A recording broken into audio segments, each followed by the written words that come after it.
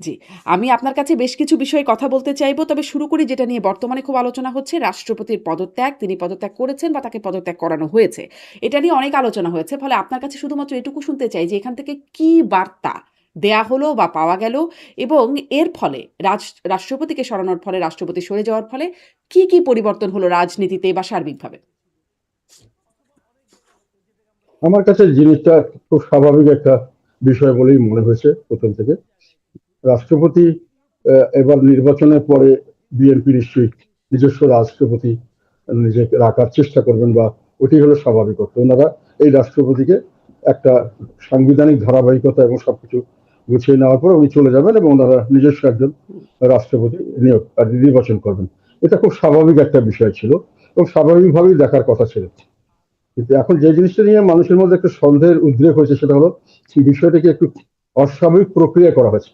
মানে শুক্রবার দিন বিকেলের মধ্যেই করা হলো, ওই শনিবার বা রোববার অফিসিয়াল টাইমে নয়, এবং খুব তাড়াহুড়ো করে স্পিকার সাহেব যেহেতু উনি অ্যাক্টিং থাকবেন, ওনার যাকে ভারপ্রাপ্ত, তাকে বিদেশ থেকে আনা হলো। আনার পরে দুপুরে উনি পৌঁছালেন, বিকালে একেবারে তড়িঘড়ি ওনার কি বলে ওটাকে পদত্যাগপত্র সহ সবকিছু হলো, সাংবাদিক সম্মেলন হয়ে গেল। তখন একটা প্রশ্ন অনেকে তুললেন, যেটা সম্পর্কে আমি সত্য মিথ্যা জানি না, যে এত তাড়াহুড়ার দরকার ছিল কি? এটার সঙ্গে কি সেনাবাহিনী প্রধান বা বাইরে ছিলেন, দেশের বাইরে, সেই সময় করার কথা ছিল, বা সেই ধরনের একটা কোনো উদ্যোগ সেই কারণে নেওয়া হয়েছে কিনা? এটা কেউ কেউ হুম। এই বিষয়টি কথা তুলেছেন। এটা সম্পর্কে আমি নিশ্চিত নই, সেনাপ্রধান কবে গেছেন কবে আছেন এটা আমি জানি না। তবে সেনাবাহিনীর সঙ্গে রাষ্ট্রপতির একটা ভালো নিবিড় সম্পর্ক আছে। মানে বাংলাদেশের সেনাবাহিনী সর্বাধিনায়ক হলো আমাদের রাষ্ট্রপতি, সোফার আমি যতটুকু জানি আর কি। এবং ওনাদের সবকিছুই নিয়ন্ত্রণ করেন আমাদের রাষ্ট্রপতি। সেই হিসাবে রাষ্ট্রপতি সেনাপ্রধানের আহ, সঙ্গে একটা ভালো সম্পর্ক ছিল, এবং আগেও কয়েকবার রাষ্ট্রপতি তাকে বিভিন্ন সময় বিভিন্ন প্রোটেকশন দিয়েছেন, এবং ভবিষ্যতেও ওনার পদত্যাগের বিষয়ে উনি কোনো আসছেন কিনা আসবেন কিনা সেটা একটা মানুষের মধ্যে, কিছু কিছু মানুষের মধ্যে একটা আমি না, কিন্তু ধরেন সংশয় দেখেছি জনাব বা জিম কাদের সন্দেহ। সেনাপ্রধান দেশের বাইরে আছেন। হ্যাঁ, কিন্তু সেনাপ্রধান জানেন না বিষয়টা তো এমন হবার কথা না এই সময়। মানে আমরা সবাই জানছি যে রাষ্ট্রপতি পদত্যাগ করবেন, করছেন, আজকে করবেন, কালকে করবেন। মানে পদত্যাগের আগে থেকেই জানি। ফলে সেনাপ্রধানও নিশ্চয়ই জানেন দেশের বাইরে থাকলেও। হ্যাঁ, তা অবশ্যই, সেই জন্য আমি বললাম জিনিসটা যারা যারা বলেছেন বিভিন্ন জায়গায় এই ধরনের আমার ইউটিউবের টক শোতে অনেকে বলেন, সেই জন্য আমি কথাটা উঠালাম। যে তাছাড়া এটা ওনারা নতুন ভাবে নির্বাচিত হয়ে এসেছেন, ওনাদের নিজস্ব চয়েসের রাষ্ট্রপতি দিবেন, এটা খুব স্বাভাবিক। অনেকে আবার বলছেন যে এটাকে এমন সময় নিয়েছেন যে পরবর্তী 5 বছর পরে যখন আবার নির্বাচন হবে সে সময় যেন ওনাদের রাষ্ট্রপতি থাকতে পারে, সেই জন্য হতে পারে। কিন্তু যেখানেই কারণ হোক, তাড়াহুড়া করা এবং জিনিসটাকে একেবারেই অফিস দিয়ে না করে একেবারে ছুটির দিনে করা, এবং একেবারেই একজনকে বাইরে থেকে বিদেশ থেকে ফিরিয়ে এনে করা, এটার মধ্যে কিছুটা অস্বাভাবিকত্ব অনেকে লক্ষ্য করেছে। আমিও সেইভাবেই জিনিসটাকে দেখেছি। তবে এমনি ওটা কিছু না হলেও আমি মনে করি এটা হয়েছে স্বাভাবিক, এবং স্বাভাবিকভাবেই চিন্তা করা উচিত। আচ্ছা, মানে একটা গুঞ্জন আছে সেটাও নিশ্চয়ই শুনেছেন যে শেখ হাসিনার সাথে কথা বলেছেন তিনি বিদেশে চিকিৎসাধীন থাকা অবস্থায়। এটা একটা তার বিরুদ্ধে একটা অভিযোগের বিষয় তোলা হচ্ছে। যদিও তিনি মানে সাবেক রাষ্ট্রপতি শাহাবুদ্দিন চুপ্পু তিনি বিষয়টি একদমই অস্বীকার করেছেন। অবাস্তব, কাল্পনিক ইত্যাদি এরকম শব্দ ব্যবহার করে অস্বীকার করেছেন। আ আপনার কাছে এটার বিষয়ে আপনার কি মনে হয়? এটা যদি এক লাইনে শুনি এবং আপনিও সম্প্রতি বা মানে এর মধ্যেই আরকি শেখ হাসিনার সাথে আপনারও কথা হয়েছে বলে আপনিই বলেছেন। আ সেই বিষয়টাও একটু শুনতে চাইবো আপনার কাছে যে আসলে কি কথা হয়েছে বা এই কথা কি মাঝেই হয় কিনা নাকি একবারই হয়েছে বা কয়বার হয়েছে? একটু বিস্তারিত যদি বলেন। না, আমি ওনার বিষয়ে উনি পরিষ্কারভাবে বলেছেন যে ওনার সঙ্গে কথা হয়নি। হুম, কথা হওয়াটা অবশ্য এখন পরিপ্রেক্ষিতে এমন হয়ে গেছে যে আমরা দেশটাকে বিভক্ত করে ফেলেছি। মানে একজন রাজনীতিবিদ আরেকজন রাজনীতিবিদের শত্রু, শত্রু প্রতিপক্ষ নয়, এবং এমন শত্রু যে যেটাকে আমরা চলতি কথা বলতাম জানি দুশ্মন। হুম, মানে উনি বেঁচে থাকলে আমি বাঁচবো না, আমি বেঁচে থাকলে উনি বাঁচবেন। এই যখন পরিস্থিতির সৃষ্টি হওয়াতেই কারোর সঙ্গে কারো কথা বলার নিয়ে এত কথা উদ্বেগ হচ্ছে। এটি আমাদের বর্তমান বাংলাদেশের সবচেয়ে প্রধান সমস্যা আমি মনে করি। জাতীয় ঐক্য বিনষ্ট হয়েছে, দেশ টু নেশনের মতো হয়ে গেছে, দুই ভাগে বিভক্ত জাতি। কিছু ভাগ আরেক ভাগকে শত্রু মনে করছে, আরেক ভাগ মনে করছে এদেরকে নিশ্চিহ্ন না করলে আমরা নিরাপদ নই। তো এই জিনিসটির কারণে এসব নিয়ে কথা হচ্ছে। উনি কথা বলে থাকলেও ওটার জন্য আমি মনে করি না যে এটা খুব বিশাল কোনো একটা ব্যত্যয় করার কথা ছিল, বা ওটার কারণে উনি যদি পরিষ্কারভাবে করতেন এবং বলতেন, এটাতে কি এমন যায় আসে? মানে এটা আমার ব্যক্তিগত ধারণা। এখন আমি যেটা বললাম যে এখন যারা টু নেশন থিওরি করে ফেলছেন, বাংলাদেশকে দুই নেশনে ভাগ করেছেন, দুটো জাতি হিসাবে এখন আমরা বিবেচিত হচ্ছি। একটা হলো আমরা মনে করি যে পাকিস্তানের সঙ্গে থাকাটাই ভালো ছিল, বা ওই ধরনের একটা টেন্ডেন্সি। আর কিছু লোক বলে যে না, আমরা যেটা নতুন দেশ পেয়েছি মুক্তিযুদ্ধের মাধ্যমে, এবং সেই দেশের প্রতি আমরা অনুগত এবং সেটি আমরা রাখবো, এবং এটা ভুল সিদ্ধান্ত ছিল না। এইভাবে দুই ভাগে বিভক্ত হওয়া দেশ, এবং এক পক্ষ আরেক পক্ষকে এমন শত্রু মনে করছেন যে উনি থাকলে আমি নিশ্চিত নই, আমি যে কোনো সময় একটা বিপদে পড়তে পারি। সেই কারণে এই ধরনের কথাগুলি আসছে। এগুলোর রাজনীতির জন্য দুর্ভাগ্যজনক, জাতির জন্য দুর্ভাগ্যজনক, এবং এগুলো ভবিষ্যতের জন্য আমাদের জন্য একটা, আমি মনে করি, সংশয় এবং শঙ্কা তৈরি করছে। এই জিনিসটা যদি মীমাংসা হতে গিয়ে যদি শেষ পর্যন্ত একটা এমন পর্যায়ে চলে যায়, এবং এটি যদি চলতে থাকে, জাতীয় ঐক্য যদি এভাবে বিনষ্ট হতে থাকে, তাহলে দেশে সামনের দিকে গৃহযুদ্ধের মাধ্যমে এটা নিষ্পত্তি হওয়া ছাড়া এর আমি কোনো সলিউশন দেখছি না। কিন্তু এটা জাতীয় ঐক্য কিন্তু আমাদের আরো অনেক ক্ষেত্রেই এখন দরকার ছিল। যেমন নতুন সরকার নির্বাচিত হয়েছেন, আগে একটা কথা ছিল যে নির্বাচিত সরকার তাদের একটা অথরিটি থাকবে, তারা অনেক কিছু সলভ করতে পারবেন। দেশের যে সমস্যা এখন বর্তমানে, দেশ কিন্তু এখন ব্যাপক সমস্যা মানুষের জন্য। যেটা সমস্যা, মানুষের তো বাঁচতে চায়, বাঁচার জন্য খেতে চায় প্রথম। এই খাবার কিন্তু এখন শঙ্কা দেখা দিয়েছে। ওয়ার্ল্ড ফুড অর্গানাইজেশন এবং তার কিছুদিন আগে, এই 3-4 দিন আগে পেপারে দেখলাম একটা, তারা ঘোষণা দিয়েছেন যে দেশে প্রায় 1,81,00,000 লোক তীব্র খাদ্য সংকটে পড়ছে সামনে। এটা তাদের প্রেডিকশন।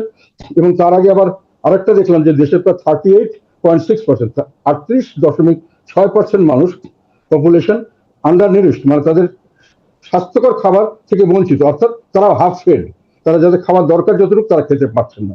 তাহলে সব মিলিয়ে এখানে 10%, এখানে 40%, প্রায় 50% মানুষ এখন খাদ্য সংকটে আছেন, এবং সেটা আরো সামনের দিকে বাড়তে পারে বলে সন্দেহ করা হচ্ছে, যে সামনের দিকে এটা আরো ব্যাপকভাবে বাড়তে পারে। আইন শৃঙ্খলার অবনতির তো কোনো খবরই নাই। মানে আমরা যেটা টিআইবি থেকে কয়েকদিন আগে একটা রিপোর্ট যেটা দেখলাম আমরা, মানে হত্যা খুন এত বেশি আমার মনে হয় বাংলাদেশের ইতিহাসে কোনোদিন এত কম সময় এতটা হয়নি, জানি। এবং সেটাকে সরকার অবশ্যই এটাকে বাড়িয়ে বলা হয়েছে বা একটা কিছু বলছেন দেখলাম। তবে বেসরকারি মতে আমরা বিভিন্ন জায়গা থেকে খবর পাচ্ছি যে সরকারি তথ্যের চেয়ে অনেক বেশি এগুলো এটা ঘটনা কিন্তু একটা ঘটছে। স্বরাষ্ট্রমন্ত্রী একটা বিষয় বলছেন যে এখানে রিপোর্টেড হচ্ছে, আগে অনেক কিছু রিপোর্টেডই হতো না। এটা কি একটা জায়গা কিনা? রিপোর্টের ঘটনা আগের সঙ্গে আপনি তুলনা করবেন, এখন যে লোকগুলো মারা যাচ্ছে এটা আগে এর চেয়ে বেশি হতে পারে, কিন্তু আপনি তো এটা চেয়ে কমানোর চেষ্টা নিশ্চয়ই। করবেন। এটা তো বাড়ছে।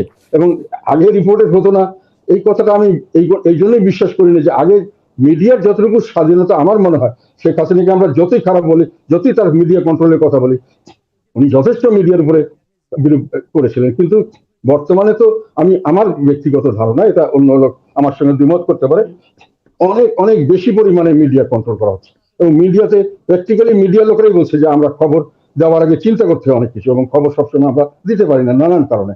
তো কাজেই মিডিয়া যেটাই বলো, আইন শৃঙ্খলার অবনতি হচ্ছে স্বাভাবিকভাবেই। খাবার পরের অভাব হলে চুরি ডাকাতি, ধর্ষণ, রাহাজানি, খুন জখম এগুলো হতেই থাকে। মানে এই যে এবং এগুলো গণমাধ্যমের হচ্ছে অবস্থা আগের চেয়ে খারাপ হচ্ছে, এটি আপনার কাছে কেন মনে হলো? মানে মিডিয়ার লোকজন বলছে বলে? কারণ মিডিয়ার লোকজনই তো পরিবর্তন হয়ে গেছে। ৫ই আগস্টের পরে দেখা গেছে যে শীর্ষ ব্যক্তিত্ব যারা, তাদেরকে সরিয়ে দেওয়া হয়েছে। ফলে তারা এখন বলছে যে তারা স্বাধীনভাবে কাজ করতে পারছে না। তারা বলছে না, আমি বলছি। আচ্ছা, আমাদের খবরাখবর, আমি যেটা স্টেটমেন্ট দিচ্ছি আচ্ছা। পরিষ্কারভাবে, হুম, এটা রেকর্ড করার পরে অনেকে এটা প্রচার করতে পারছেন না, হুম, বা প্রচার করতে গিয়ে সম্পূর্ণ কথাটা প্রচার করতে চাচ্ছেন না। হুম, হুম, এবং অনেকে আমাকে টেলিভিশনে পুরো ফোকাস করতে ভয় করছেন, যে আমাকে তারা একটা মার্ক করেছে, যে আমি যেগুলো কথা বলি এগুলো কঠিন কথা, এবং এগুলো তাদের জন্য কষ্টকর হয়, এবং তারা এটাকে বাতিল, মানে করলে এটাতে তাদের উপরে, যারা মিডিয়া এটা করে তাদের উপরে নানান ধরনের চাপ সৃষ্টি করা হয়। এটা তারাই আমাকে বলেছে। কাজে মিডিয়ার লোকরা কি বললো, কি কাকে কে অ্যারেস্ট করছে তার জন্য বললো, সেটা বলছি না। আমি বলছি আপনি আপনার মিডিয়ার অভিজ্ঞতা থেকে স্বাধীনতা বলছেন। আগের তুলনায় ধরেন অনেক এরকম কম। এবং আমার এরকম ধারণা অভিজ্ঞতার কথা। ইন্টারন্যাশনাল যে অর্গানাইজেশন গুলো, হুম, ইন্টারন্যাশনাল যে অর্গানাইজেশন গুলো মিডিয়ার ব্যাপারে এগুলো, যেগুলো খোঁজ খবর কি ইন্ডেক্স বের করেন, হ্যাঁ, হ্যাঁ। সেখানে এখন মিডিয়ার অবস্থা আগের চেয়ে খারাপ। আমি যতটুকু জেনেছি, এখন আমার কাছে ডাটাগুলো এইভাবে নেই। ফলে এটা বললাম যে মানুষের খাওয়া পড়ার সমস্যা হচ্ছে, একই সঙ্গে মানুষের নিরাপত্তার অভাব হচ্ছে, এবং এগুলো সবকিছু আবার এর সঙ্গে এগুলো বাড়ছে, মিল ফ্যাক্টরি সব বন্ধ হয়ে যাচ্ছে। আজকে ফখরুল ইসলাম সাহেব বললেন যে 4 কোটি বেকার, শিক্ষিত বেকার, মানে দেশের একটা অলমোস্ট কি বলবো মোর দেন 25-30% বেশি লোক এখন শিক্ষিত বেকার, তারা কার্যক্রম করে কিন্তু কাজের কোনো উপায় নেই, কোনো কাজের তৈরি হচ্ছে না, মিল ফ্যাক্টরি ইনভেস্টমেন্ট হচ্ছে না, যেগুলো মিল ফ্যাক্টরি ছিল ওগুলো বন্ধ হয়ে যাচ্ছে, প্রচুর মানুষ চাকরি হারাচ্ছে। আর যারা চাকরিতে আছে তাদেরও ইনফ্লেশন রেট প্রায় 10-এর উপরে চলে গেছে বোধহয়, আমি লাস্ট কয়েকদিন আগে দেখলাম। ফলে মানুষের যা আয় করছে সেটা দিয়েও মানুষের আগে যা কিনতে পারতো তা কিনতে পারছে না। কাজে স্বাভাবিক মানুষের অবস্থা অত্যন্ত খারাপ। একটাই সলিউশন হলো রাজনৈতিক স্থিতিশীলতা। এখন নির্বাচনের পরে ধারণা হয়েছিল যে এখন একটা লেজিটিমেট গভর্নমেন্ট আসবে যেটা নির্বাচিত, তাদের আন্ডারে এগুলোকে আস্তে আস্তে ঠিক করে দেওয়া হবে। কিন্তু আসার পরে যেটা দেখা গেল, এই গভর্নমেন্ট এই আগের গভর্নমেন্টের একটা ধারাবাহিকতা বজায় রাখা শুরু করলেন। তারা এই যে বিভক্তির রাজনীতি, যেটা দেশকে টু নেশন হয়ে গেছে এখন বাংলাদেশ, টু নেশন স্টেট, সেই টু নেশনকে তারা একতা করার জন্য চিন্তাও করলেন না। তারা ভালোভাবে ওই একই নীতি চালিয়ে গেলেন এবং যে অত্যাচার নিপীড়নের কারণে শেখ হাসিনার বিরুদ্ধে মানুষের দাঁড়িয়েছিল যে তারা বিএনপিকে রাজনীতি করতে দিচ্ছে না, নির্বাচনগুলো করতে দিচ্ছে না, এই একই জিনিস এই নির্বাচন ওরকম হলো, আওয়ামী লীগকে আইন করে বাদ দেওয়া হলো। তবু তো শেখ হাসিনার সময় আওয়ামী লীগ তো আইন করে বাদ দেওয়া হয়নি, আওয়ামী লীগ বিএনপি বা সব যারা আসেননি তাদের পরিবেশ এরকম ছিল, তারা পছন্দ করেনি, এটা আইন করে বাদ দেওয়া হলো। আমাদেরকে আইন না করেও আমাদের কোনো মানে সুষ্ঠুভাবে কোনো সুযোগ সুবিধা হলো না, পরে ব্যাপক কারচুপির মাধ্যমে আমি ক্যালকুলেশন সবখানে আমি দিয়েছি, করে দেওয়া হলো, তো একটা নির্বাচন হলো না ভালো। এখন যারা ক্ষমতা আছেন তাদের কাছে আমরা আশা করছিলাম, আমরা সম্পূর্ণ সার্বিকভাবে তাদের সমর্থনের আমরা আশ্বাস দিয়েছিলাম যে আমরা আপনাদের সমর্থন করবো, আপনার দেশটাকে স্থিতিশীল করেন। রাজনৈতিক স্থিতিশীলতা না হওয়া পর্যন্ত এই যে সমস্যাগুলোর সামনে আরো ব্যাপক সমস্যার সামনে আসছে, যেটা সারা পৃথিবীর ব্যাপী এটার সংখ্যা দেখা দিচ্ছে, যে ইরানের যুদ্ধের কারণে যেটা বন্ধ হচ্ছে না, দিনকে দিন প্রতিদিন তেলের দাম বাড়ছে, গ্যাসের দাম বাড়ছে, সারের দাম বাড়ছে, যে কোনো জায়গায় যে কোনো সময় ডিসরাপশন হচ্ছে, আমাদের মিল ফ্যাক্টরি প্রচুর বন্ধ হয়ে যাচ্ছে এই যে শুধু গ্যাস এবং নির্বাচন এবং নির্বাচনে আপনাদের সমর্থনের ইলেকট্রিসিটির ব্যাপারটা, কারণে, সেটা হলো গ্যাসের জন্য। জি তো গ্যাসগুলো আসছে না এবং এটা সামনে বাড়বে। এখন এইটার থেকে আমরা উদ্ধার পাওয়ার একটাই পথ ছিল, সেটা হলো আমাদের একটা জাতীয় ঐক্যমত তৈরি করা, মানে সবাই মিলে, সব দল মিলে আমরা একসঙ্গে কাজ করব, ভাই আমরা দেশটাকে বাঁচাবো, সবাই মিলে আসুন আমরা বসুন একসঙ্গে করব। এটা না করে অর্ধেক লোককে আমি শেখ হাসিনার মতো পিটিয়ে মেরে যেভাবে হোক ওগুলো বের করে দিয়া আমরা অর্ধেক লোক নিয়ে দেশ চালাবো এবং সেটাতে দেশে যে স্থিতিশীল থাকবে, এটা তো কখনোই এটা হলো না এবং এখনো হবে না। এটার জন্য আমি কেন বলছি যে একটা কথা আছে যে ইতিহাস থেকে শিক্ষা নিতে হয়, কিন্তু পিছনের দিকে তাকিয়ে রিয়ার ভিউ মিররে দেখে গাড়ি সামনে চালানো যায় না। আপনি পিছন থেকে শিক্ষা নেন যে শেখ হাসিনা যেটা করতে চেষ্টা করেছিলেন, এক চক্রকে নির্মূল করে দিয়ে এককভাবে দেশ শাসন করতে উনি ফেল করেছেন, এই শিক্ষাটা আপনি নেন, আর সামনের দিকে এটা যদি আপনি না করেন সেটা নিয়ে সামনে এগিয়ে যান। কিন্তু এখন এনারা যেটা ক্ষমতা এসে এই ডক্টর মোহাম্মদ ইউনূসের অন্তর্বর্তী সরকার, এখনকার এই সরকার, এখন ওই অর্ধেক লোককে বাদ দিতে হবে, আওয়ামী লীগকে বাদ, আমাদেরকে আনঅফিসিয়ালি বাদ না দিলেও, অফিসিয়ালি বাদ না দিলেও আনঅফিসিয়ালি আমাদেরকে ইররিলেভেন্ট করে দেওয়া হচ্ছে। আমাদের এখন পর্যন্ত আমাদের 2 জন জেলখানায় আছেন, তাদেরকে একটার পর একটা মামলা দেওয়া হচ্ছে, যেই মামলাগুলো একটা অদ্ভুত ব্যাপার এখন বাংলাদেশে, যে যাই অপরাধ করুক মামলা হলো 5ই আগস্টের পরে খুনের মামলা, সেই মামলা দেওয়ার পরে তাকে জামিন দেওয়া হবে, তুমি জামিনের পরে পরে আবার তাকে সোন অ্যারেস্ট করা হবে। এরকম ভাবে এখনো 2 জন আমাদের জেলে আছে এবং একজনকে নির্বাচনের পরে তাকে জেল ধরা হয়েছে এবং সেই মামলা আবার সেই আগের দিনের মামলা, এখনো তাদেরকে ছাড়া হচ্ছে না। জি তো এখন রাজনৈতিক এই নিপীড়ন আরো কিছু বিশ্লেষণ করে, প্রশ্ন আছে, না আমি যেটা বলতে চাচ্ছি প্লিজ শেষ করবেন, আমি সেটা আরো হলো, কিছু প্রশ্ন করবো। জি সেটা হলো যে এই নিপীড়ন নির্যাতনের মাধ্যমে শেখ হাসিনা চেষ্টা করেছিলেন যে ওনার লেজিটিমেসি ওনারও ছিল সেই নির্বাচনে, তারপরেও জোর করে উনি থাকতে চেষ্টা করেছিলেন এবং বিশ্বের সমর্থনও পেয়েছিলেন, কিন্তু দেশের জনগণ এটা সহ্য করেনি, যার জন্য ওনাকে চলে যেতে হয়েছে। এখন এনারা যেটা করতে যাচ্ছে সেটা কিন্তু একই দিকে যাচ্ছে। এখন অনেকে বলছে, যেটার জন্য আমি মনে করি যেটা আমাদের একটা বিরাট ব্যর্থতা, আমি আন্দোলনে ছিলাম, আমার দল সরাসরি আন্দোলনে ছিল, সবসময় সাক্ষী প্রমাণ ডকুমেন্ট নিয়ে আমি বই বের করেছি, আবার আমি একটা বই বের করছি ইংরেজিতে, কারণ এটা খুব অন্যায়ভাবে আমাদেরকে এইভাবে করবে। সেই জন্য বলছি যে আমরা এখন যেটা দাঁড়িয়ে গেছে সেটা হলো এইভাবে যদি চলতে থাকে তাহলে মানুষের মধ্যে একটা প্রশ্ন এসছে এখন যে কি পেলাম, মানে আগেই তো ভালো ছিলাম। আবার একটা নতুন কথা এখন শুনলাম, যেটা হলো এভাবে তো দেশ চলতে পারে না, একই পদ্ধতি এইভাবেই চলছে, যা প্রত্যেকদিন জিনিসের দাম বাড়ছে, প্রত্যেকদিন মানুষের চাকরি হারাচ্ছে, মানুষের অভুক্ত মানুষের সংখ্যা বাড়ছে, বিভিন্ন জায়গায় খাদ্যের নিরাপত্তা নাই, জীবনের নিরাপত্তা নাই, কোনো সামনের দিকে কোনো ভবিষ্যৎ নাই। 4 কোটি বেকার লোক বসে আছে, তাদের চাকরির কোনো খবর নাই। আর আমরা এক পক্ষ আর এক পক্ষকে নিশ্চিহ্ন করবো কিভাবে, সেই সেই একটা পরিচয় ইয়েতে নেমে পড়েছি, একটা একটা এফোর্ট ওইটা নিয়ে নেমে পড়েছি পুরাদমে। এটা তো আর জি। তার ফলে যেটা আপনি হয়েছে আপনি আরেকটা জিনিস পরিস্থিতিটা আসলে কতটা পরিস্থিতিটা বর্ণনা করছেন। জিএম কাদের, আমি যে প্রশ্নটা না, আমি করছিলাম, আরেকটা আরো কথা কিছু বলে শেষ প্রশ্ন করি। আপনি নির্বাচন নিয়ে কথা বলছিলেন, না, সেটা নিয়ে আরো একটু কিছু কথা কথা, বলবো। একটা কথা বলি এখানে, আপনাদের সেটা জি, হলো লাস্ট আমাদের লাইন। এই যে জাতীয় ঐক্য যে আমাদের হচ্ছে না, হুম, তার তার একটা কারণ, আরেকটা ব্যাপার, এখন আমরা বড় ধরনের চ্যালেঞ্জ এই সরকার সামনের দিকে আসবে, সেই জন্যই বলছি একটা বড় চ্যালেঞ্জ। একটা তো ইকোনমিক ফেলিওর হুম, সামনের দিকে, বাজেট টাকা পাওয়া যাচ্ছে না, কিভাবে দেশ চলবে আমি জানি না। আমি দীর্ঘদিন মানে সরকার পরিচালনার সঙ্গে বিভিন্নভাবে জড়িত ছিলাম, আমি মন্ত্রী ছিলাম, আমি দেখেছি কিভাবে দেশ চালাতে হয়, কিছুটা হলো আমার অভিজ্ঞতা আছে, এবং আমার অনেক দীর্ঘদিনের অনেক কিছু দেখার অভিজ্ঞতা আছে। কিন্তু এখন যেটা আমি দেখতে পাচ্ছি সেটা হলো যে, আর আমাদের রাজনীতিটা আমরা নিজেদের মধ্যে ঐক্য না থাকার কারণে আমরা রাজনীতিটা বিদেশিদের হাতে ছেড়ে দিয়েছি। আমাদের দেশে আমরা কি করব, সামনের দিকে নাকি 29 তারিখের পরে কোনো দেশের একজন দূত আসবেন, তখন আমাদের ঠিক হবে কে প্রেসিডেন্ট হতে পারবে। এখন আবার এখানে আবার আরেক বড় সুপার পাওয়ার, তার কাছে আমরা কিছু কথা বললাম, সেটার থেকে কি ইলেকশন হবে, আমাদের প্রতিবেশী কি রিয়াকশন করবে, তার উপর আমাদের রাজনীতি মানে ডিসাইড করতে হবে। বিদেশি আমরা দূত এসে ঠিক একটা করে করবেন কিন্তু কে এই ডিসাইড প্রেসিডেন্ট করতে হবে, হতো না। মানে এই কথাটা আপনি কিসের ভিত্তিতে বলছেন যে বিদেশি দূত এসে ঠিক করবেন যে কে প্রেসিডেন্ট হবে? মানে আপনি কি সার্জিও গোরের কথা বলছেন? না, না, না, এই এটা মাসের আমি শেষের দিকে তিনি আসবেন। আমি এটা কোনো ভিত্তি না। এটা আমি বলছি যে কথা মানুষের মধ্যে মুখে মুখে কথা রটছে। আচ্ছা, আমার কাছে অনেকে বলছে যে কি হবে না হবে, ওটা তো ওই দেশের থেকে উনি আসবেন, উনি আলাপ সালাপ করার পরে এটা ডিসিশন হবে। এটা মানুষের পারসেপশন। হুম। আপনার কি ওয়াই পারসেপশন? আপনার কোনো আমাদের পারসেপশন দেশের আছে কে রাজনীতি হবেন, কেন কে আরেক হবেন দেশের রাষ্ট্রপতি মানুষের পরবর্তী ডিসাইড করবে? পরবর্তী রাষ্ট্রপতি কে হবে? আপনার কোনো পারসেপশন আছে?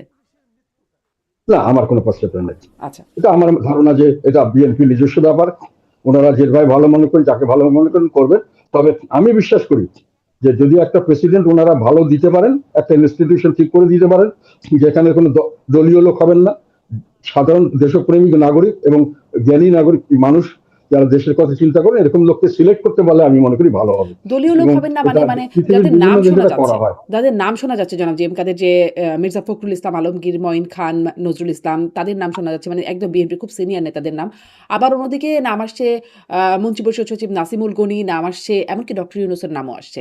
মানে দলীয় লোকের বাইরে তো ইনারা, আর দলীয় লোক তো বলতে মির্জা ফখরুল, মঈন খান বা নজরুল ইসলাম বা ওরকম সিনিয়র নেতারা। আপনি আসলে আপনি আসলে কোনটা আপনার পছন্দের দিক হবে বা না, জায়গা? আমার কোনো এখানে আমার পছন্দের কিছু বলার নেই। ওনারা বিএনপি যেহেতু ওনারা এখন আছেন, ওনাদের হাতে এটা, ওনারা যাকে পছন্দ করবেন করতে পারেন। আচ্ছা, আমি দেখতে চাই যে ওনারা যেটা করছেন সেটা দেশের জন্য মঙ্গলজনক হবে, এটি আমি চাই। যারা করেছেন সে যে ভালো ডেলিভার করতে পারেন, দেশের জনগণের পক্ষে কাজ করতে পারেন, আমি এটাতে খুশি হব। জি। আমি যেই প্রসঙ্গটা আপনাকে জিজ্ঞাসা করছিলাম যে শেখ হাসিনার সাথে কথা বলার যে অভিযোগ বর্তমান রাষ্ট্রপতির, আপনি সেটা নিয়ে বলছিলেন। আপনিও কথা বলেছেন বলে আপনিও বলেছেন। মানে সেই কথা সম্পর্কে একটু জানতে চাই। কারণ শেখ হাসিনার সাথে কথা বলা এখন একটা খুব গুরুত্বপূর্ণ ইস্যু হয়ে দাঁড়িয়েছে। বিভিন্ন সময় মানে অভিযোগ হয়ে দাঁড়িয়েছে বা দায় হয়ে দাঁড়িয়েছে। ফলে আপনি কথা বলেছেন, কি কথা বলেছেন, কয়বার কথা বলেছেন, নিয়মিতই কথা হয় কিনা? না, এইসব ব্যাপারে আমি কয়েকবারই বলেছি যে আমি এইসব কথা আমি এইভাবে বলবো না, কারণ এগুলো কোনো মানে হয় না। কথা বলা এটা আমার অধিকার, এখানে আমি নিশ্চয়ই। কোনো তার সাথে কোনো কনস্পিরেসি না। যে কোনো লোক আমার সাথে কথা বলতে চায় বলতে পারে, আমি সবার সঙ্গে কথা বলি এখন। এবং দেশের ভালোর জন্য যদি কিছু কোনো কোনো রকম কিছু করতে পারি, আমি করার চেষ্টা করি। আমি একটা জিনিস সবসময় মনে করি, বাংলাদেশের জন্য এখন এই টু নেশন থিওরি বাদ দিয়ে ঐক্যমত সৃষ্টি করতে হবে, সবাইকে নিয়ে রাজনীতি করতে হবে। যেই ক্ষমতায় থাকে আই ডোন্ট মাইন্ড, কিন্তু দেশটা ঐক্যবদ্ধভাবে সামনে এগিয়ে যাক, এটা আমরা চাই। 50% লোক আর 50% লোকের দেখা মাত্রই তাকে হত্যা করার প্রচেষ্টা করবে, কথা বললেই তাদের সঙ্গে ষড়যন্ত্র হয়ে গেল, তার জন্য তাকে শাস্তি ভোগ করতে হবে ফ্রম বোথ সাইডস। হুম, এটা আমি মনে করি দেশের জন্য মঙ্গলজনক নয়। এবং এটা দেশকে, যে এমনিতে দেশ একটা বিরাট একটা সমস্যার সম্মুখীন হচ্ছে, বিরাট একটা, এবং এটাকে সামলানোর খুব কঠিন হবে। আমি আরেকটা জিনিস এখানে বলতে চাই, যেটা আমি অনেকবার বলেছি, একটা দেশকে দখল করা, দেশকে আয়ত্তে আনা যত সহজ, দেশকে পরিচালনা করা কিন্তু অত সহজ নয়। এবং পরিচালনা করতে গেলে মানুষের যে জিনিসটি খুব খুব বেশি দরকার, আমি এটাকে মনে করি একটা অ্যাডমিনিস্ট্রেশন চালানো, বিশেষ করে যেসব দেশে সমস্যা সংকুল দেশ, এটার মধ্যে আমি যেটা ধারণা করি যে একটা প্লেন, এটাকে চালানোর জন্য যে স্কিল দরকার, এটা চালানোর জন্য অভিজ্ঞতা দরকার, বিশেষ করে যে ঝড়ের ভিতরে প্লেনটা যেতে হয়, সেই ধরনের মানুষ দরকার। আমি যতই দেশপ্রেমিক হই আর যতই আমি দেশের কথা ভালো চিন্তা করি এবং প্লেনটাকে দখল করে ফেলি, আমার পক্ষে কিন্তু প্লেনকে ঝড়ের ভিতরে পার করিয়ে নেওয়া সহজসাধ্য ব্যাপার নয়। সেই ধরনের জিনিসগুলোকে চিন্তায় আনতে হবে। খালি হইচই করলে দেশ চলে না। আমি মনে করি যে বর্তমান হুম, সরকার এই বিষয়টি জি। সম্পর্কে এই যে দেশের ভালোর জন্য বা জানেন দেশের এবং এটা স্বার্থে ওনারা আপনি ওইভাবেই করবেন। জি, অভিজ্ঞতা দরকার আছে, দক্ষতা দরকার আছে যে দেশ নিশ্চয়ই, পরিচালনা, এবং নিশ্চয়ই। এটা না করতে পারলে আপনি যতই দেশপ্রেমিক হন, যতই দেশের ভালো কথা চিন্তা করেন, পারবেন না। আমরা আমরা তো কোনো ফিক্সড সিস্টেমের মধ্যে নেই, যেটা ইউরোপ আমেরিকাতে অন্যান্য দেশে মোটামুটি সিস্টেম ঠিক থাকে, লিডাররা একটু এদিক ওদিক করে চালাতে পারে। কিন্তু আমাদের দেশ তো প্রতি মুহূর্তে সমস্ত ইনস্টিটিউশন ধ্বংস হয়ে গেছে। প্রতি মুহূর্তে আপনাকে ডিসিশন নিতে হবে এবং সেই ডিসিশন গুলো প্র্যাগমেটিক হতে হবে এবং সেগুলোকে আপনার পার করে নিয়ে যেতে হবে। আপনি প্রচুর, এখন যেমন দুর্ভিক্ষের অবস্থা হচ্ছে, আপনি প্রচুর কার্ড দিচ্ছেন, সবকিছু দিচ্ছেন, ভালো, মানুষকে নানান রকম সহায়তা করার চেষ্টা করেন, ভালো। কিন্তু প্রশ্ন হলো এর জন্য অর্থায়ন কিন্তু আপনাকে করতে হবে। এই অর্থটা আপনি কোথা থেকে পাবেন? যেখানে ব্যবসা মন্দা, ট্যাক্স দেওয়ার লোক পাবেন না, ট্যাক্স যা পাবেন তার দিয়ে আপনার অ্যাডমিনিস্ট্রেশন চালানোই কঠিন হয়ে গেছে। অ্যাডমিনিস্ট্রেশন বেতন ভাতা সবাইকে বাড়াতে হচ্ছে, সবাইকে বাড়াতে বাধ্য হচ্ছেন, কেননা মানুষ চলতে পারছে না। তো ফলে ওখান থেকে আবার বিরাট ভাবে অনেক মেগা প্রজেক্ট নিচ্ছেন, ওগুলো টাকা কোথা থেকে আসবে? সেই টাকাগুলোর জন্য ব্যবস্থা কিভাবে করা হলো? এটা তো আমাদের সামহাও আমরা করব, এটা ঠিক আছে, কিন্তু সামহাওটা তো আমাদের দেশের জনগণকে জানতে হবে যে আপনি কিভাবে করবেন, কিভাবে আপনি অর্থায়ন করবেন, কিভাবে আপনার এই জনকল্যাণমূলক কাজগুলোকে আপনি পার করে নিয়ে যাবেন, কিভাবে আপনি দেশের উন্নয়নমূলক অবকাঠামো যেটা করতে চাচ্ছেন সেটা করবেন, তার অর্থ কে দিবে, কোথা থেকে আসবে? এখন পর্যন্ত তো আমি মানে নেকেড আইতে কোনো কিছু দেখছি না। আমার আমার আমার অভিজ্ঞতা থেকে আমি বলছি যে আমি কোনোখানে অর্থায়নের কোনো বাজেট অর্থায়নের কোনো অর্থ কোথা থেকে আসছে এ পর্যন্ত আমার চোখে পড়ছে না। এবং নিজের দেশের থেকে যে আয় হবে বিভিন্ন জায়গা থেকে, আমরা যে ট্যাক্স কালেকশন করবো, এটার যে আমি যেটুকু দেখছি প্রোগ্রেস বা যেভাবে হচ্ছে, এটা গত বছরের চেয়ে এবার ট্যাক্স আদায় কম হওয়ার সম্ভাবনা। সেক্ষেত্রে পরিচালন ব্যয় মিট করে সরকারের পক্ষে কষ্ট করা হবে। ফলে কাজেই ফলে আপনি শঙ্কিত। জনকল্যাণমূলক আপনার কাজগুলো যেটা আপনার কথা থেকে প্ল্যান বোঝা করা যাচ্ছে হচ্ছে জনাব সেগুলো জিএম কাদের কিভাবে যে আপনি করবেন? একরকম শঙ্কিত। মানে এই পরিস্থিতিতে আপনার একটা শঙ্কার জায়গা বোঝা যাচ্ছে। কিন্তু আপনি ওই যে বলছিলেন যে দেশের স্বার্থে আপনি যে কারো সাথে কথা বলবেন বা যে কারো সাথেও কথা বলা যায়। কোনো ষড়যন্ত্র তো নাই। মানে দেশের স্বার্থে কি কথা হয়েছে? কথাটা মানে দেশ সংক্রান্ত, দেশের স্বার্থ সংক্রান্ত কথা কি আপনার হয়েছে?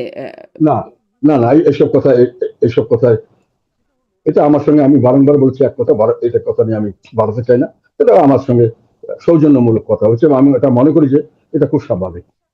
জি, যে যত কথাই থাক, রাজনীতিতে যে যত প্রতিপক্ষই হোক, কাউকে আমি এমন শত্রু মনে করি না যে তার সঙ্গে তাকে দেখলেই আমাকে একটা তার দিকে গুলি ছুড়ে দিতে হবে, হুম, তাকে দেখলেই একটা গালাগালি করতে হবে। এই ধরনের কালচার রাজনীতিতে আমাদের দেশে আগে ছিল না, এটা তৈরি হয়েছে বেশ কিছুদিন থেকে, এবং এটার যতদিন চলবে তখন দেশের আর সামনের দিকে আমি খুব খারাপ মনে করছি। এখন তো এমন একটা পরিস্থিতি, আমি যে বললাম না, এটাকে কে জানি সেদিকে বললো কথাটা, আমার কাছে মনে হলো মনে হতো যে বিভক্ত হয়ে গেছে। এটা কোনো এক নেশন বলা যায় না, we are not same, hmm, hmm, there people who are oppose to each other. যেমন আমরা ইস্ট পাকিস্তান ওয়েস্ট পাকিস্তান একটা অবস্থা দাঁড়িয়েছিল যে আমরা ওনাদেরকে যে কোনো কারণে মনে করতাম যে আমাদেরকে এরা অবজ্ঞা করছে বা কিছু, সেটা কিন্তু আমরা তাদেরকে মারতে যাইনি, যাই হোক। কিন্তু এখন তো মানে এরা আমাদের অন্যায় করেছে, প্রতিহিংসা দিতে হবে, এ করতে হবে। এই প্রতিহিংসার রাজনীতি করতে গিয়ে আজকে কিন্তু শেখ হাসিনা অনেক কিছু লস করেছেন। তিনি যদি সবকিছু একভাবে চালাতে চাইতেন তাহলে হয়তো দেশে হুম। ওনার নিজের এই ধরনের কোনো অসুখ তো এখন যখন সুবিধাজনক কথা অবস্থা বলছেন, করতেন ধরেন না। এখন যখন আপনার সাথে কথা বলছেন বা আরো যদি কারো সাথে কথা হয়ে থাকে আওয়ামী লীগের গুরুত্বপূর্ণ কারো সাথে, তখন কি মনে হয় আপনার যে এই প্রতিহিংসা থেকে তারা কোন রকম সরে এসেছেন? না, প্রতিহিংসা থেকে সরে আসার তো সুযোগ দিতে হবে তাকে। প্রতিহিংসা যদি আপনি এখন এখন পর্যন্ত বিভিন্ন জায়গা থেকে আমি খবর পাচ্ছি, মানে লোক আওয়ামী লীগ করে না, আওয়ামী লীগের লোক একটা কথা আমি বারংবার বলছি, এখনো বলছি, আমি কোনো আওয়ামী লীগ সমর্থক নেই। আমি আন্দোলনের সময় পুরো মাত্র এই আন্দোলনের সময় অফিসিয়ালি ছিলাম, হুম, কেউ এটা বলতে পারবে না, এখানে হুম। ছবি টবি সব আছে, তো আমার স্টেটমেন্ট আছে প্রতিটি আন্দোলনের প্রতি মুহূর্তে তাদের পেপারে। কিন্তু কথা হলো যে আন্দোলন মানে কি বলছো? মানে আন্দোলনে না ওইটা আপনারা ছিলেন জি, আপনি না, বলছিলেন হ্যাঁ। আমরা সবসময় ছিলাম সবসময়। এবং এখন কিন্তু যেটা আমি দেখতে পাচ্ছি, যেটা জন্য বলতে গেছিলাম, হুম, সেটা হলো আমার সঙ্গে প্রচুর আওয়ামী লীগের লোক ছিল, যারা আওয়ামী লীগ করতেন কিন্তু বর্তমান সেই সময়কার সরকারের সঙ্গে তারা এটা একমত হতে পারছিলেন না। অনেক আমার বন্ধু বান্ধব ছিলেন বা আমার সঙ্গে পরিচিত বা আমাদের বিভিন্ন ভাবে আমার সঙ্গে কানেক্টেড, তারা বলছিলেন আমরা আন্দোলনের সঙ্গে আছি, আমরা চাই সরকার পথ, কেন না হলে এত লক্ষ লক্ষ কোটি কোটি লোক রাস্তায় আসতো না, নিশ্চয়ই। সবাই এসেছিল সব জায়গা থেকে। তো এখন এই প্রশ্ন হলো যে এই লোকগুলো কিন্তু একটা চেতনা ছিল, আমরা যেটা মুক্তিযুদ্ধের চেতনার নামে মুক্তিযুদ্ধের চেতনা নষ্ট করা হয়েছিল, আমি বারংবার আওয়ামী লীগের সময় বলেছিলাম। সেই চেতনাটা কিন্তু আমরা রিভাইভ করতে চেয়েছিলাম, সেটা হলো বৈষম্য মুক্ত ন্যায় বিচার ভিত্তিক একটি সমাজ ব্যবস্থা। এটা মুক্তিযুদ্ধের ইতিহাস, এটাই চেয়েছিলাম, বৈষম্য মুক্ত একটা দেশ, বৈষম্য মুক্ত ন্যায় বিচার ভিত্তিক একটা সমাজ আমরা চেয়েছিলাম। এখন এটা নষ্ট হয়েছে, এটা আবার আসুক, সেটার জন্যই কিন্তু এই 24শে জুলাই আন্দোলনটা হয়েছিল। আমরা এটাতে ছিলাম। এখন পরে শুনলাম যে জামাত এবং শিবির এবং তাদের সে লোকজন নিয়ে তারা নাকি এটাকে পাকিস্তান করবে বা স্বাধীনতাটা ভুল ছিল, এই ধরনের একটা বয়ান তারা নিয়ে এসছে। আমরা কিন্তু ওই জন্য যাইনি, এবং সেই চেতনা কিন্তু এখনো মানুষ ধারণ করছে যে আমরা একটা নির্বাচনের মাধ্যমে, একটা ভালো নির্বাচনের মাধ্যমে একটা জবাবদিহিতামূলক সরকার করব, একটা জবাবদিহিতামূলক সরকার ব্যবস্থা করব, সরকার ব্যবস্থা করব, যাতে করে এই বৈষম্য মুক্ত এবং এই ন্যায় বিচার ভিত্তিক সমাজ হয়। এখন কিন্তু আমাদের এটা কিছুই পাচ্ছি না। এখন যেটা বলা হচ্ছে চেতনার নামে, সেখানে আমি যেটা দেখতে পাচ্ছি সেটা হলো কিছু অশ্লীলতা শুনছি, আমরা উচ্ছৃঙ্খলতা দেখছি, অনৈক্য দেখছি, এবং এখন এটাকেই তারা বলতে চাচ্ছে যে এটাই চেতনা। না, আমরা এইটাকে চেতনা মানি না। আমরা যেটার জন্য করেছিলাম বৈষম্য কোটা, সেই কোটা রয়ে গেছে। এই বৈষম্য করে দলীয় লোককে সব ব্যবসা বাণিজ্য চাকরি বাকরি দেওয়া, সেটা রয়ে গেছে। মানুষকে অত্যাচার করা, বিভিন্নভাবে ব্ল্যাকমেল, বিভিন্নভাবে তাদেরকে জুলুমবাজি করা, মিথ্যা মামলা দিয়ে, আপনি এখন সেগুলো চলছে। কাজে এই চেতনা তো আমরা চাইনি। আমরা চেয়েছিলাম বৈষম্য মুক্ত হবে, আমরা চেয়েছিলাম এই ধরনের মেধাভিত্তিক হবে, কোটা ভিত্তিক নয়, যাতে যেটা দেশের চাকরি বাকরি সব মেধাভিত্তিক হবে, এবং রাষ্ট্র এবং কি বলে সরকার এবং সরকারি দল এক হয়ে যাবে না। এখন তাই হচ্ছে। সরকারি দল ওই আমাদের একটা পুলিশের এক অফিসার দেখলাম মাননীয় প্রধানমন্ত্রীর সামনে বলছে যে আমি প্রায় জন্মের থেকেই আমি আমি বিএনপি করি। পুলিশ অফিসার এটা বলতে পারেন না, উনি যদি করেও থাকেন ভোট দিতে পারেন, কিন্তু উনি প্রকাশ্যে যখন উনি দায়িত্ব পালন করবেন, উনি উনি হলেন প্রজাতন্ত্রের কর্মচারী। উনি কিন্তু কোনো দলকে আলাদাভাবে দেখবেন না, সব মানুষকে সমানভাবে দেখবেন। আর সরকারেরও দায়িত্ব হলো দলকে এবং আর অন্য দলকে একভাবে দেখা, যতক্ষণ পর্যন্ত তারা সরকারে আছেন। এখন দল, সরকার এবং এই আমাদের প্রজাতন্ত্র বা স্টেট এক হয়ে গেছিল আওয়ামী লীগের আমলে, এই এক এখনো চলছে। আলোচনাটা হয়েছিল, তখন তো আপনারা সংসদে ছিলেন, তখনও কি সমালোচনা করতে, যখন পুলিশ অফিসাররা তখনও আওয়ামী লীগের কথা বলতো বা চাটুকারিতা করতো? জি, এটা সমালোচনা শুধু আমি করি নাই, সংসদে করিনি, বাইরে করেছি, পাবলিক মিটিং এ করেছি, আমি আর্টিকেল লিখেছি, পত্রিকায় এসেছে এগুলো। কাজে এইটাই বললাম যে তারপরে আমাকে দোষর বানিয়েছে। এই যে কথাগুলো বললাম প্রত্যেকটার উপরে আমার আর্টিকেল আছে। এই আর্টিকেল গুলো আমি আবার একটা ইংরেজিতে বের করছি, একটা বাংলায় বের করছি, এর মধ্যে সব আছে। এবং পরবর্তীকালে কি কি হয়েছে, শেখ হাসিনার সময় কি কি কথা আমি ইন্টারভিউ দিয়েছিলাম এসব ব্যাপারে, আন্দোলনের পক্ষে কি বলেছিলাম, তার আগে যখন ওনারা স্টেটকে আর সরকারি দল, সব সরকারি দল হয়ে গেছে, প্রজাতন্ত্রের কর্মচারী, সরকার আর সরকারি দল এক হয়ে গেছে। তো এগুলো আমি লিখেছিলাম তখন, এগুলো এখন বিরোধী দল, এটাই আমি বললাম, এটা হলো অপপ্রচার। একটা কথাও দেখাতে পারবে না যেখানে জিএম কাদের পার্লামেন্ট হিসাবে, পার্লামেন্টের বিরোধী দল হিসেবে একটা কথা বলতে পারবে না। সংসদে বিরোধী দলের পক্ষ থেকেও তখন বলা হয়েছিল যে আমাদেরকে গৃহপালিত, বিরোধী দলের পক্ষ থেকে, বিরোধী দলের শেখ হাসিনা কিছু লোককে বানিয়েছিলেন নিজের, এখনো ওরা রেখেছেন। এখন এই সরকার রাখেননি বোধহয়, এর আগে অন্তর্বর্তী সরকার ওই একই কায়দায় আমাদেরকে বেকায়দা ফেলার জন্য ওটাকে রেখেছেন। ওই মানুষগুলি, ওই 5-7টা 10টা মানুষ, এরাই এসব করেছে, এবং এরাই সবখানে কথা বলছে। জিএম কাদের এবং as a leader and the rest of the জাতীয় পার্টি নেভার একটা এক্সাম্পল দেখাতে পারবে না যে আমরা দালালি করেছি। 2014 সালে আমি মন্ত্রী ছিলাম সরকারের, কি বলে এটাকে, মহাজোট সরকারের। আমি পরিষ্কার ভাবে বলেছি যে আমি নির্বাচন করব না। আমাকে অনেকে এর দালাল বলেন, অনেকে বলেন আওয়ামী লীগের দোষ। নো, আওয়ামী লীগের থেকে অনেকভাবে আমাকে অফার দেওয়া হয়েছে, আমি করিনি। আমার সঙ্গে 270 জন ক্যান্ডিডেট উইথড্র করেছিলাম, আমরা করিনি। কাজে আমরা কোনো সময় দোষর ছিলাম না, এবং পরবর্তীকালেও আমরা সব সময় জনগণের পক্ষে দাঁড়ানোর চেষ্টা করেছি।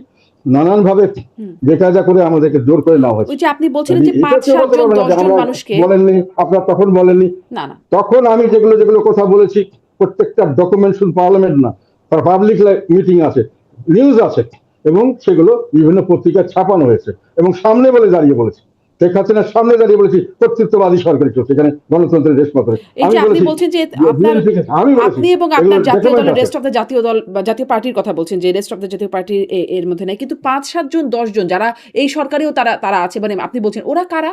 ৫-৭ জন ১০ জন ওরা কারা সেটা আমি জানি না, মাল পাবলিকে জানে। ওরা এই সরকারের সঙ্গে বোধহয় যায়নি, এখনো পারেনি, তো গেছিল। তবে এর আগের সরকার ইয়ের সঙ্গে একটা লাইন করে ওনারা তো আমাদের তখন ওই একই কাজ করেছিলেন, ওই যে আপনাদের ওনারাই থেকে আসল ভেঙে দল। যারা বেরিয়ে গেলেন তাদের কথা বলছেন, মানে আপনাদের মুজিবুর রহমান চৌধুরী হ্যাঁ, বা কিছু লোক আর কি, হ্যাঁ, জি। কিছু ব্যক্তি মতো। যাই হোক, ওনারা ওই সেই 96 থেকে শুরু হয়েছে, পরে ঈশ্বর সাহেবের ইয়ে হওয়ার পরে আবার শুরু হলো গিয়ে 2014-তে, তারপর থেকে এটা এটাই হলো আমাদের ডিস্টার্বিং পার্ট। এখন আমি এটাকে ক্লিন করে ফেলেছি, যেটাকে বলা হয় এগ্রিকালচারে একটা ইয়ে আছে, গাছকে প্রুন করা। প্রুন প্রুন মানে গাছে মানে মরা ডালপাল কেটে করে করে একটা ফ্রেশ করে দেওয়া হয়, তারপরে গাছটা হেলদি গাছ হিসেবে বেড়ে ওঠে। এখন জাতীয় পার্টিকে আমরা ওইভাবে হেলদি পার্টি হিসেবে বের করে নেওয়ার কিন্তু চেষ্টা করছি হেলদি এবং পার্টি হিসেবে ওইভাবেই কাজ করতে করছি। গিয়ে কি আপনারা একটু বিলীনও হয়ে যাচ্ছেন কিনা? কারণ তারা আসলে গুরুত্বপূর্ণ, বা নাম জানা নেতাগুলো, যারা নাম জানা নেতারা এটা ছিলেন তারা আলাদা হয়ে না, গেলেন, নিজেদেরকে আলাদাভাবে জাতীয় পার্টি হিসেবে ঘোষণা করলেন। এমনিও জাতীয় পার্টি খণ্ড বিখণ্ড আগে থেকেই ছিল। সেখানে এখন যেখানে একটা পার্টিকে আমরা যাদেরকে চিনতাম গুরুত্বপূর্ণ নেতারা আলাদা হয়ে গেলেন। আ ফলে এরা এখন যেটা হয়েছে সেটা হলো ওনারা যে 3-4 জন টপ যারা যারা সবসময় এটা করে বেনিফিশিয়ারি ছিলেন, তারা আর বাকি সবগুলোকে এবার কিছু ইয়ে করতে পারেন নাই। Almost 90% of their people have almost coming back to us. So we are united now. আর না হলেও আই ডোন্ট কেয়ার, কারণ আমরা এখন যেটা রাজনীতি করব আর বিলীন আমরা হব, এই আশায় অনেকে বসে আছেন। এই আশায় আমাদেরকে বিভিন্নভাবে মানে উত্তেজিত করা, আমাকে ইরিলেভেন্ট যেটাকে বলা হয় অপ্রাসঙ্গিক করা রাজনীতি, যার জন্য 100% একটা কারচুপির নির্বাচন করা হয়েছে। যে নির্বাচন 2026-এর নির্বাচন, আমি জোর গলায় বলছি, 24-এর নির্বাচনের চেয়ে খারাপ হয়েছে। 2014 নির্বাচনের খারাপ হয়েছে, 18 নির্বাচনের চেয়ে খারাপ হয়েছে, 2024-এর নির্বাচনের চেয়ে খারাপ হয়েছে। 2026-এর নির্বাচন, আমি একটা কথাটা বলে রাখলাম আজকে, ইতিহাস একদিন এটার সাক্ষী দেবে, কেননা এই কথাগুলো এত সত্য এবং আমি এত কনভিন্সড। আমি এটা নিয়ে আরো কিছু ইয়ে করবো সামনের দিকে, যে এটা কোনো নির্বাচনই হয়নি। বাট এনিওয়ে, স্টিল দেন আমরা বিএনপি কে বলেছিলাম যে আপনাদের সরকারে ছিলেন না, কাজে আমরা আপনাদের কোনো দোষারোপ করি না। এটা যেটাই হোক, আপনারা এসছেন, আপনারা দেশকে ভালো মতো চালাবেন, আমরা আপনাদেরকে সর্বাত্মক সহযোগিতা করবো, এটা আমরা বলেছিলাম। কিন্তু কিন্তু কেন? মানে ওনারা, খুব আমার মনে সংক্ষেপে হয় যদি না বলেন ওনারা 14, 18, সেই 24 ধরনের এর চেয়ে খারাপ নির্বাচন কেন হলো? 14 নির্বাচনের অসুবিধাটা কি ছিল আমি তোমাকে বলি। সেটা হলো উনি নির্বাচনটা নিজের দলীয় সরকারের অধীনে করতে গিয়ে উনি আমার যখন দেখেছিলেন কাউকে কিন্তু বাদ দেন নাই। উনি আবার তাদেরকে আমি যেটা তখন তার কথা যে স্মরণ থাকে, বিএনপির অনেককে বলেছিলেন যে আপনারা কিছু মন্ত্রণালয় তন্ত্র নিয়ে আসেন বা কিছু সুযোগ সুবিধা নিয়ে হলো আসেন, এবং আমাদেরকেও ওনারা বলেছিলেন যে না, এটা আমরা একটা নিখুঁত নির্বাচন করবো, আমি হেরে গেলে হেরে যাবো। তো আমরা বলেছিলাম, কিন্তু এর শেষে বলেছিলাম যে আমরা 2014 নির্বাচনে আমরা আসবো যদি সবাই আসে। পরে সবাই আসেনার জন্য আমরা চলে আসলাম, এসএসআরকে জোর করে করানো হয়েছে। খারাপটা হয়েছে এটাই যে এখানে কিন্তু উনি কাউকে বাধা দেননি আসার জন্য, মানে নির্বাচনে আসতে পারতো সবাই, মানে বরং বিএনপি ওখানে বোমাবাজি করেছে, গাড়ি ঘোড়া চালিয়েছেন, ওখানে পুলিশ সেন্টার পুড়িয়ে দিয়েছেন, বিএনপির লোকরা এটা করেছে। কিন্তু আওয়ামী লীগের তরফ থেকে নির্বাচনে না আসার জন্য কাউকে বলা হয়নি না। 2026-এর নির্বাচনে আইন করে আওয়ামী লীগকে বাতিল করা হয়েছে, আর আইন না করে আমাদেরকে বাতিল করা হয়েছে। মানে আমাদেরকে তো ইলেকশন কমিশনের সঙ্গে আমরা মিটিংও করতে, সবাইকে মিটিং করাচ্ছে, আমাদের মিটিং করতে ডাকবে না। পরে আমাদেরকে কোনো সুযোগ সুবিধা দেবে না, তাদেরকে সব সুযোগ সুবিধা দিচ্ছে। আমাদের বিভিন্নভাবে আমাদের লোককে জেলে রাখছে, আমাদের লোককে মিটিং করতে গেলে পুলিশ গিয়ে বাধা দিচ্ছে, আমরা মিটিং মিছিল করতে পারছি না, আমাদের ভোটারদের গিয়ে ধমক দিচ্ছে। এনিওয়ে, তারপরেও আমরা নির্বাচনে ছিলাম, কিন্তু ওইভাবে নির্বাচন। কাজে এটা ভালো গল্প করতে গেলে ওখানে তো আওয়ামী লীগ কিন্তু তাদেরকে জোর করে বের করে দেয় নাই যে তোমরা আসো না। 18 সালে যেটা নির্বাচনে জামায়াতের নিবন্ধন সাধারণ তো বাতিল নির্বাচন, করে রেখেছিল, ফলে জামায়াতও দল হিসেবে নির্বাচন করতে পারে নাই। জামাতের একমাত্র এইটাই আমি শুধু বলেছিলাম, এবং বারংবার আমি সংসদে বলেছি, সংসদের বাইরে পরবর্তীকালে বলেছি, এটা নিউজ আছে যে জামাতকে নির্বাচন থেকে বাইরে নিষিদ্ধ করা ঠিক না। এবং আমি বিএনপির কথা বলেছিলাম, বিএনপিকে সমান সুযোগ দেওয়া উচিত ছিল। আর 26-এ তো ওনারা কোন নির্বাচনই করেননি। এখানে আমার হিসাবে নির্বাচন 10 থেকে 15% লোক ভোট দিয়েছে, 5.5 কোটি ওনারা ভোট দেখেছে, 7 কোটি 59 লক্ষ ভোট। আর ভোট পড়েছে 2 কোটির মতো, মানে 5.5 কোটি ব্যালট মানে ওনারা তৈরি করেছেন। এটা আমি হিসাব করে দেখিয়ে দিয়েছি। যাই হোক, তারপরে ওখানে একটা কথা থাকে, ওখানে ওই নির্বাচনে কিন্তু কাউকে কাউকে বাধা দেওয়া হয়নি, আসলে আসো। কিন্তু এখানে তো আইন করে আপনি বাদ দিচ্ছেন। আপনি তো একতরফা নির্বাচন করছে আইন করে, যে যার ভোট ভোট প্রায় 50% কাছাকাছি। বিএনপি এবং আওয়ামী লীগ মিলে বাংলাদেশের যে কোনো ইলেকশনে 80%-এর উপরে ভোট পেয়েছে সবসময়। তাদের অর্ধেককে আপনি বাদ দিচ্ছেন, তো এটা একতরফা নির্বাচন হলো, এটা তো নির্বাচন হলো না। এটা তো অবাধ হলো না, সুষ্ঠু হলো না, অবাধ হলো না। কারণ সবাইকে দিলেন না আপনি করতে, সুষ্ঠু হলো না, কারণ আমাদেরকে সমান সুযোগ দিলেন না। আর পরবর্তীকালে 100% একটা কারচুপি নির্বাচন করলেন। কাজে এটা তো নির্বাচন, তার ফলে আমরা বলেছিলাম ঠিক আছে, দেশটা যদি ভালো হয় আমাদের কোনো আপত্তি নেই। কিন্তু দেশ তো ভালো হলো না। যে দোষ ত্রুটির জন্য শেখ হাসিনাকে বিদায় করা হলো, এত লোক জীবন দিল, এত আন্দোলন হলো, সেম জিনিস আমরা শুধু রেখে দিলাম না, এটাকে আমরা আরো কঠিন ভাবে এটাকে আমরা চর্চা আপনি করা শুরু বলছেন করলাম আপনাদেরকে এবং নির্বাচনের দেশটাকে সুযোগ দেওয়া হলো টোটালি না। বিভাগ করে ফেললাম। হ্যাঁ, নির্বাচনের সুযোগ দেওয়া হলো না মানে কারচুপি, নির্বাচনের সমালোচনা করে বলছেন যে আপনাদের কোনো সুযোগই দেওয়া হয় নাই, এমনকি নির্বাচন কমিশনের সাথে বৈঠকে আপনাদেরকে ডাকা হয় নাই, এই বিষয়গুলো বলতে যে বলছিলেন। মানে ডাকানো ধরেন হয়নি, জি তারপরে আমাদেরকে না, এটা ছাড়াও তুমি যদি জিজ্ঞাসা করো কি কি হয়েছে। একটা হলো নির্বাচন আমাদেরকে কোনো মিটিংই করতে দেননি নির্বাচন কমিশনের সঙ্গে, আমাদের কোনো কথাই বলেনি। সেকেন্ড হলো ওদেরকে সবাইকে রেডিও টেলিভিশনে কথা বলতে দিল, আমাদেরকে দেওয়া হলো না। তারপর থার্ড হলো ওদেরকে সমস্ত স্টেট প্রোটোকল দেওয়া হলো। এরা হাজার হাজার শত শত কোটি টাকা খরচ করে বিভিন্ন ডিস্ট্রিক্ট টাউনে সরকারি প্রোটোকলে তারা বিশালভাবে জনসভা করলো। আমরা জনসভা করতে গেলে পুলিশের নানান ধরনের, আমরা সব ক্যান্ডিডেটকে হয়নি, অনেক ক্যান্ডিডেটকে বাধা দেওয়া হয়েছে। পুলিশ গিয়ে বলছে আপনারা এখানে বেশি বাড়াবাড়ি করেন না, তাহলে আপনাদের বিপদ হতে পারে। আমাদের ক্যান্ডিডেটরা মাঠে ক্যাম্পেইন করতে পারে, আমাদের ভোটার যারা হতে পারে, যারা আমাদেরকে ভোট দিবে, যাদের আমার এজেন্ট হবে, তাদেরকে গিয়ে ধমক দিয়েছেন আমাদের প্রতিপক্ষ পার্টিরা, যে তোমরা যদি যাও তোমাদেরকে মামলা দিয়ে জেলে ঢুকিয়ে দেওয়া হবে। এবং পরবর্তীকালে আমাদের দুজন ক্যান্ডিডেট কিন্তু ভয়ে উদ্ধার করেছিলেন, একটা হলেন ব্রাহ্মণবাড়িতে, একটা বগুড়ায়। এই বগুড়ায় সেই ভদ্রলোককে কিন্তু নির্বাচনে 1 মাস পরে বিএনপি আবার আটক করেছে, এখন উনি ছাড়া পাননি। ওনার এগেন্সে একটার পর একটা মামলা, যখন বেল পাচ্ছেন তখন সোন অ্যারেস্ট থেকে আবার মামলা চলছে। কাজে পরিবেশ তো কোনো উন্নত হলো না, যেটার জন্য শেখ হাসিনাকে দোষারোপ করলাম, শেখ হাসিনাকে বাদ দিয়ে আমরা নতুন কিছু করবো চিন্তা করলাম, আন্দোলন করলাম। সেখানে এখন দেখা গেল যে এখন লোকের মুখে শুনছে, এটা আমার কথা নয়, সাধারণ লোকের মুখের কথা হলো যে আগেই তো ভালো ছিলাম। আরেকটা কথা নতুন, একটু আগে আমরা বললাম যে এভাবে তো দেশ চলতে পারে না। এখন নির্বাচনের দেশ কোথায় যাচ্ছে? নির্বাচনের কথা বলছেন, নির্বাচনের আগে আপনারা হয় বিএনপির সাথে নয় জামাতের সাথে জোটে নির্বাচনে যেতেও আগ্রহী ছিলেন, মানে সেখানে কেন সাড়া পেলেন না? আর এর পরবর্তীতে যোগাযোগ আপনাদের কিরকম? না, আমরা আমরা কারোর সঙ্গে জোট করবো না, এটা ঠিক করেছিলাম। আমাদের একটা উদ্দেশ্য ছিল, একটা সৎ উদ্দেশ্য ছিল দেশের সাথে, এটা অনেকেই জানে। আমি যতটুকু আমি জানি, বিএনপির লোকরা খুব ভালো মতোই জানে ওদের সঙ্গে আমার কত। আমি বলেছিলাম আমি নির্বাচনে সব সেন্টারে সব জায়গায় আমি কন্টেস্ট করবো একটা কারণে, সেটা হলো আমার একটা ধারণা হচ্ছে, যেমন হ্যাঁ না ভোটের ব্যাপারে আমি না ভোট দিতে বলেছিলাম। ধারণা হচ্ছে যে একটা ষড়যন্ত্র চলছে, অন্তর্বর্তীকালীন সরকার, এটা অ্যাকচুয়ালি জামাতের সরকার, এবং এই যে যার অন্যরা আর যে পার্টিগুলো হচ্ছে তারাও মোটামুটি জামাতেরই অঙ্গ সংগঠন, এরা মিলে আরো 5-6 বছর এই দেশটা কন্ট্রোলে রাখতে চাচ্ছে। এটা দুটো, একটা হলো এই নির্বাচনটা যদি আমরা সব জায়গায় না থাকতাম, তাহলে ওনারা যে কোনো সময় নির্বাচনটা বলতো আমরা নির্বাচন করতে পারছি না, আমরা করবো না। এটা এই দোষ দেখি নির্বাচন যাতে বর্জন করতে না পারে, সেই জন্য আমি মনে করেছিলাম মাঠটা ধরে রাখা আমাদের জন্য দরকার ছিল, এবং ওটা আমরা করেছি। আর একটা সেকেন্ড হানা ভোটের কথা আমি বলেছিলাম, যে ওনারা হানা ভোট করছে একটা জুলাই সনদ, এটা কিছু না, এটা অর্ধেক লোককে বাদ দিয়ে ওনারা একটা ঐক্যমত করে একটা করেছে। আমাদের মতো মানুষ যারা পার্লামেন্টে এখন এই পর্যন্ত, আমার ধারণা মতে পার্লামেন্টের কাজকর্মের ব্যাপারে আমার চেয়ে এক্সপিরিয়েন্স লোক আমার ধারণা খুব কম আছে, কিন্তু আমাদেরকে কোনো আমি একটা সাজেশন পাঠিয়েছিলাম, ওটাকে রিসিভই করেনি পর্যন্ত, মানে ওখান থেকে ফেলে দিয়েছে। মানে একটা কর্মচারীদের রিসিভ করতে ওটা কোনো অ্যাকসেপ্ট করে না।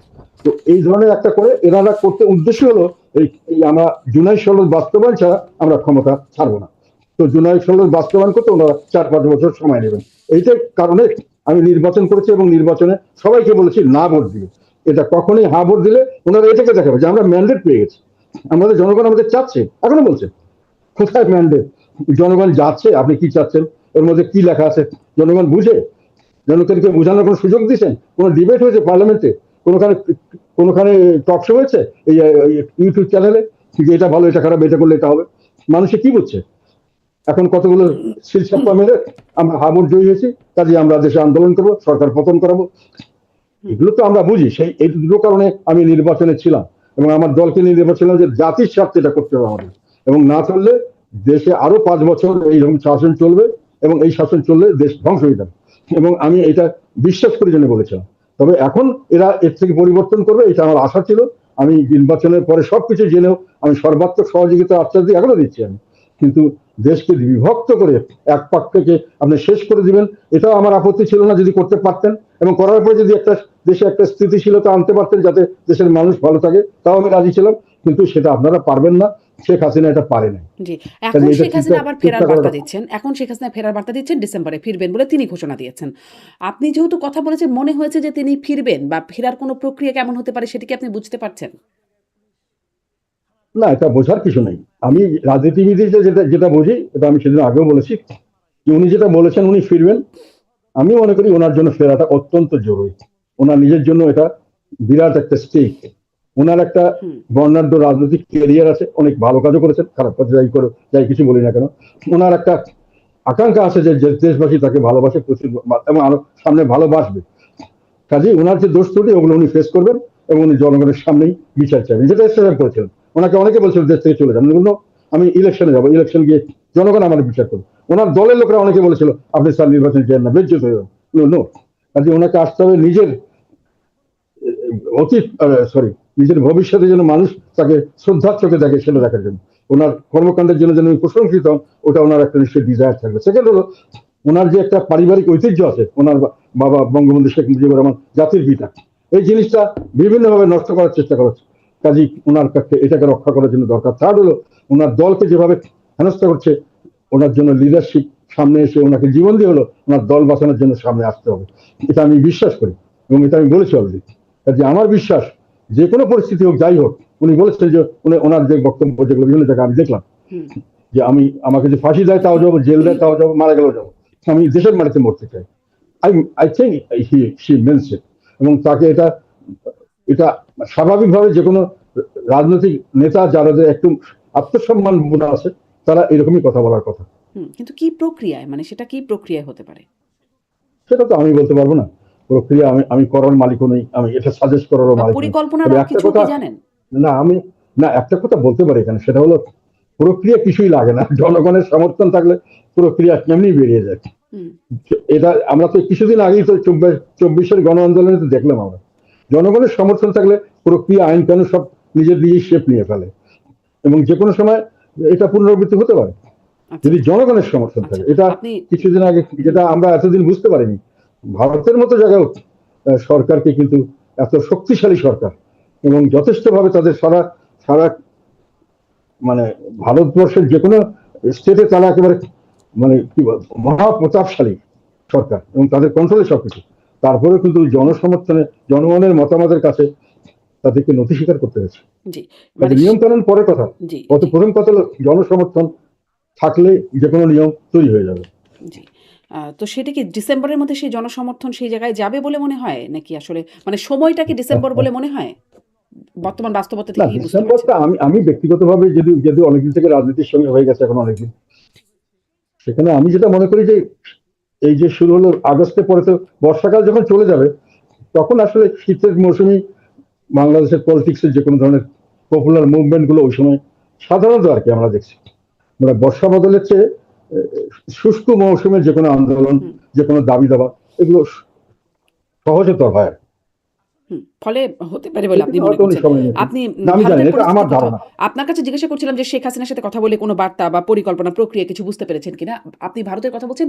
ভারতের কাছ থেকেও কোনো বার্তা আছে কিনা? কারণ তিনি ভারতে আশ্রিত। ধরেন আপনি 24 এর না না, নির্বাচনের আগেও ভারতে গেছেন এবং ওই কথাটা বারবার আসলে গণমাধ্যমে আসে যে অনেকের সাথে আলাপ হয়েছে, কার সাথে আলাপ হয়েছে বলা যাবে না বা কি আলাপ হয়েছে সেটিও তাদের পারমিশন ছাড়া বলা যাবে না। আপনার সেই বক্তব্যটা যেটি গণমাধ্যমে এসেছিল এয়ারপোর্টে।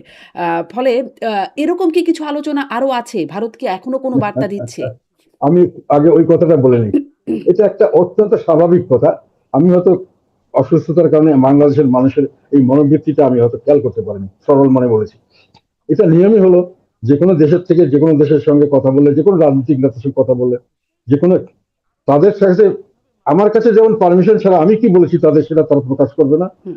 আর আর আমি তাদের কাছে পারমিশন ছাড়া কোনো কথা প্রকাশ করবো না। পারমিশন কথাটা বলা এবং ভারতের কাছে কারণে বলাটাই আমার জন্য একটা, আমি গোলামি হয়ে গেছে। ভারতের গোলামি যদি করতাম তাহলে তো 2014 সালে তো আমি নির্বাচন করিনি। তখন কিন্তু ভারত প্রকাশ্যভাবেই বলেছিলেন, মানে আমাদের নেতা আলাস হোসেন মাহমুদের সাথে স্টেটমেন্ট দিয়েছিলেন। কাজে ওইটা বলে আমাকে ছোট করার জন্য চেষ্টা করা হয়, এখনো হচ্ছে। ওটা যে কিছু যে আসে না, ওটা স্বাভাবিক হতো। আমি যখন একটা পলিটিক্যাল লোকের সঙ্গে যাবো, কোনোখানে কারোর সঙ্গে কথা বলবো, যে কোনো ধরনের লোক হোক, এজেন্সির লোক হোক, সাংবাদিক হোক, তখন ওরা হয়তো বলতে পারে যে আপনি যেটা, আমি হয়তো অনেক সময় বলি যে আমার কথাগুলো তোমরা এইভাবে আবার সবটাই প্রকাশ করো না। তোমাদেরকে যেটা বললাম হয়তো অনেকের বিপদ হতে পারে, অনেকের কথা অনেক ভাবে বলেছি অনেক সময়। তখন ওদের কাছেও আমার একটা ইয়ে থাকে যে কোনটা বলবো কোনটা বলবো না। কাজে ওরাও ওটা ঠিক করে দেয়, এবং সমস্ত সময় যে কোনো দেশের যে কোনো রাজনীতিবিদদের মিটিং এর পরে এই যে জয়েন্ট কমিউনিকে হয় বা অথবা আলাদাভাবে বললেও ওইভাবেই ঠিক করা থাকে কোনটা কি বলবে। আমি ওটাই বলেছিলাম, সর্ববিশ্বাস। তবে কারো আমি দেশের স্বার্থের উপরে কারো স্বার্থ কোনোদিন দেখিনি। এবং আমি কিন্তু 2014 শুধু নির্বাচিত হতে পারতাম এবং নির্বাচিত মন্ত্রী হতে পারতাম, এবং 2014 পরে আমাকে মন্ত্রী হওয়ার জন্য পরবর্তী সরকার আমাকে অফার দেওয়া হয়েছিল, আমি কিন্তু সেটাও গ্রহণ করিনি। এটা অফিসিয়াল রেকর্ড আছে, ডকুমেন্ট আছে, আমার কাছে নেই, বাট গভর্নমেন্টের কাছে আছে। কাজেই ওটা বলে আমাকে আমি ওখানে বিক্রি হয়ে গেছি ভারতের কাছে, এর কাছে, এটা আমার কাছে বলে আমার মনে হয় কেউ খুব সুবিধা করতে পারবে না। হুম। আমার কিন্তু কোনোখানে আমার ভারত এই যে বার্তা দেয়, মানে যে আপনি বলছিলেন যে সেটি মানে ২ পক্ষের কথোপকথন, সেটি বাইরে বলা যায় না, এটি নরমস।